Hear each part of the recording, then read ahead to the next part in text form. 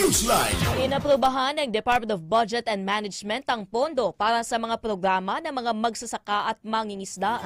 Ayon kay DBM Secretary Amena Pangandaman, pinayagan ng ahensya ang paglalabas ng Special Allotment Release Order o SARO at Notice of Cash Allocation o NCA na nagkakahalaga ng 50 million pesos para sa Department of Agriculture.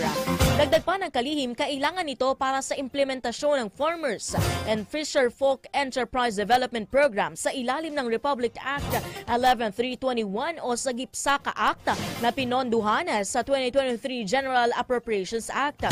Gagamitin ng pondo para sa agribusiness development upang matulungan ang mga magsasaka at mangingisda kasama rin ang agripreneurship, capability enhancement na naglalayong mapaunlad ang pananalapi, pagsasanay, teknolohiya at iba pa. Gayon din ang Enterprise Development Service para palakasin ang pangingisda sa Pilipinas. Newsline.